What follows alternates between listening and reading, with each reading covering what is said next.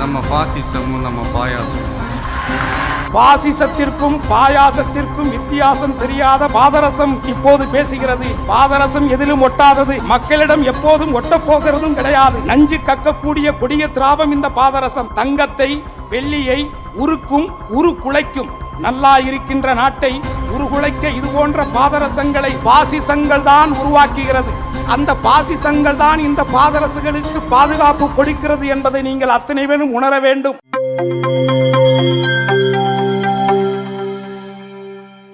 தேசிய வாழ்வே தெய்வீக வாழ்வு என்று வாழ்ந்து தன் வாழ்க்கையில் 10 வருடங்களை இந்த தேசத்தினுடைய நலனுக்காகவும் தேசத்தினுடைய விடுதலைக்காகவுமே தன்னை அர்ப்பணித்து கொண்டு மறைந்தும் இன்றைக்கு கோடான கோடி மக்களுடைய உள்ளங்களிலே வாழ்ந்து கொண்டிருக்கக்கூடிய என் தெய்வ திருமகன் பசும்பொன் முத்துராமலிங்க தேவருடைய ஆசீர்வாதம் மாண்புமிகு முதல்வருக்கு கிடைக்கும் என்ற நம்பிக்கையோடும் அன்றைக்கே 75 ஆண்டுகளுக்கு முன்பாகவே அவர் சொன்னார், மங்கை சூதகமானால் கங்கையிலே மூழ்கலாம், கங்கையே சூதகமானால் எங்கே மூழ்குவது என்று கேட்டார்.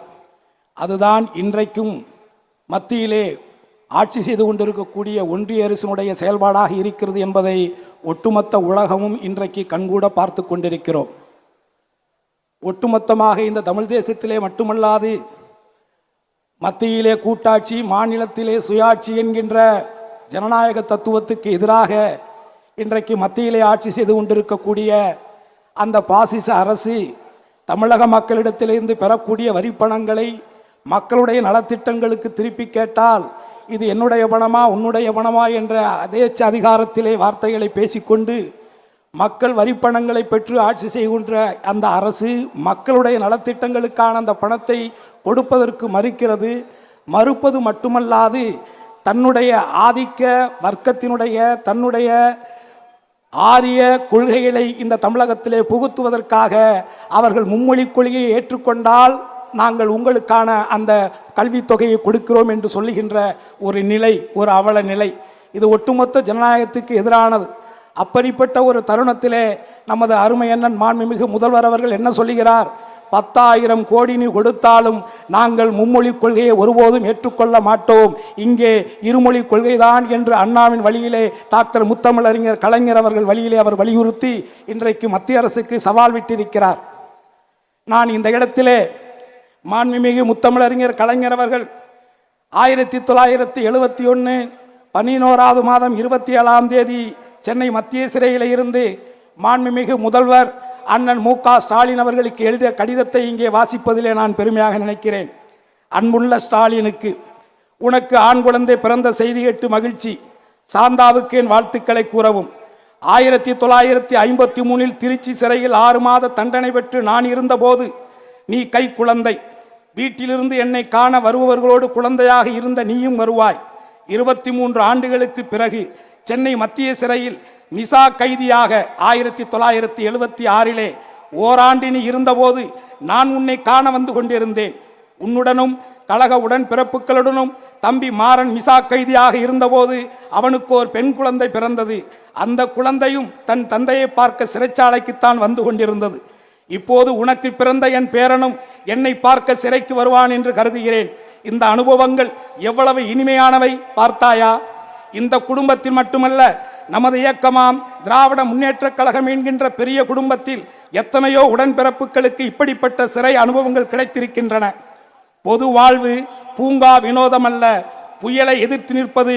இதை புரிந்து கொள்ளாத சில பேர் இன்னமும் நாட்டிலே இருக்கிறார்கள் என்று தலைவர் முத்தமிழறிஞர் கலைஞர் அவர்கள் எழுதிய அந்த கடிதத்திலே அதை புரிந்து கொள்ளாதவர்கள் இன்னும் சிலர் இருக்கிறார்கள் என்று சொல்லியிருக்கிறார். அதை இன்றைக்கு நிகழாக பார்க்கிறோம். பாசிசத்திற்கும் பாயாசத்திற்கும் வித்தியாசம் தெரியாத பாதரசம் என்று ஒன்று பேசுகிறது. பாசிசத்திற்கும் பாயாசத்திற்கும் வித்தியாசம் தெரியாத பாதரசம் இப்போது பேசுகிறது. பாதரசம் எதிலும் ஒட்டாதது, மக்களிடம் எப்போதும் ஒட்டப் போகிறதும் கிடையாது. நஞ்சு கக்கக்கூடிய கொடிய திராவம் இந்த பாதரசம். தங்கத்தை வெள்ளியை உருக்கும், உரு குலைக்கும். நல்லா இருக்கின்ற நாட்டை உருகுலைக்க இது போன்ற பாதரசங்களை பாசிசங்கள் தான் உருவாக்குகிறது. அந்த பாசிசங்கள் தான் இந்த பாதரசுகளுக்கு பாதுகாப்பு கொடுக்கிறது என்பதை நீங்கள் அத்தனை பேரும் உணர வேண்டும். ஆகவே எத்தனை சவால்களை ஒன்றிய அரசு செய்தாலும் மக்களுடைய நலத்திட்டங்கள் மீது நம்பிக்கையும் மற்றாத பாசமும் கொண்ட மாண்புமிகு தமிழக முதல்வர் அவர்கள் நிச்சயமாக தமிழகத்தையும் தமிழக மக்களையும் நிச்சயமாக நல்ல வழியிலே வழிநடத்தி செல்வார் என்பதில் எங்களுக்கு அசைக்க முடியாத உறுதியான நம்பிக்கை இருக்கிறது. அதே தருணத்தில் மாண்புமிகு முதல்வர் அவர்களுக்கு நான் இந்த நேரத்திலே தென் மாவட்டத்தில் இருக்கக்கூடிய ஒட்டுமொத்த மக்களின் சார்பாக அலங்காநல்லூர் ஜல்லிக்கட்டிலே மிக பிரமாண்டமான 5000 பேர் அமரக்கூடிய அந்த அரங்கத்தை உருவாக்கி கொடுத்தமைக்காக உலகத்தில் இருக்கக்கூடிய அத்தனை தமிழர்களின் அன்போடு பாசத்தோடு அவருக்கு நன்றிகளை தெரிவித்துக் கொள்வதோடு மட்டுமல்லாது என் தெய்வ திருமகனார் தேசியமும் தெய்வீகமும் இரு கண்கள் என்று வாழ்ந்தார்.